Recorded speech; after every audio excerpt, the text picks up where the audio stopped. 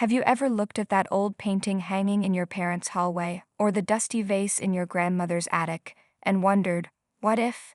It's a daydream many of us have, the fantasy of discovering that a beloved family keepsake is not just rich in sentimental value, but is also a hidden treasure waiting to be unearthed. For one family on a recent Sunday, that dream became a stunning, heart-stopping reality.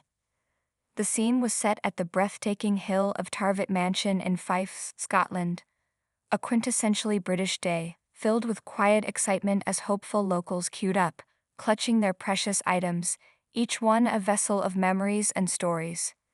This is the magic of the BBC's Antiques Roadshow. It's more than just about valuations.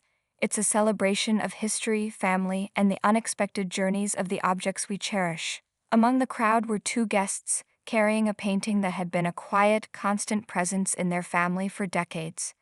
They approached art expert Charlotte Riordan, their faces a mixture of humble curiosity and nervous anticipation.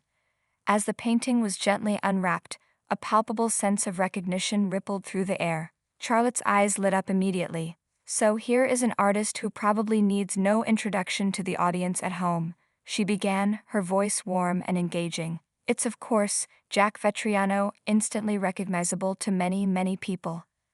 For anyone unfamiliar with the name, Jack Vetriano is a titan of Scottish art. His work is atmospheric, cinematic, and deeply evocative, capturing moments of romance, nostalgia, and quiet intrigue. But this appraisal held a particularly poignant weight. Now, I just want to thank you for bringing this in today because I was hoping we would see a Vetriano today, Charlotte continued, a touch of emotion in her voice. That's because we're here in Fife, where he is from originally, and also earlier this year he unfortunately passed away. The air grew still. Suddenly, this wasn't just an appraisal, it was a tribute. The painting on the easel was a piece of a legacy, a connection to a local hero who had recently been lost. The guest, visibly moved, began to share the painting's beautiful, humble story. It wasn't an inherited fortune or a calculated investment. It was something far more personal. My parents bought the painting in the early 90s, he explained, his voice filled with nostalgia. They had been visiting the Pittenweem Arts Festival, just a stone's throw from where the roadshow was being filmed. They liked it because of the close resemblance of my dad and his cousin, my Aunt Molly, he added with a smile. It was a simple human connection. They saw their family in the art. They saw their own story reflected on the canvas, and for that reason they decided to buy it. The price? I think they bought it for the region of about £300. £300. A modest sum for a piece of original art, even in the early 1990s. Charlotte nodded, her fascination growing. This was in the early 90s, so they wouldn't have actually have heard of him at this point, she elaborated. This was quite early on in his career, and before he was taken on by some of the more major galleries in London that made his name. This was Vetriano before he was Vetriano. The guests' parents hadn't bought a famous name. They had bought a piece of art that spoke to their hearts, purely on its own merit. They had an instinct, an eye for something special, long before the rest of the world caught on. Charlotte leaned in, examining the piece more closely. Interestingly, this work is framed like a watercolor work on paper, but it is actually an oil on canvas, she noted, pointing out the technical details that made it so unique. It was a window into the artist's creative process.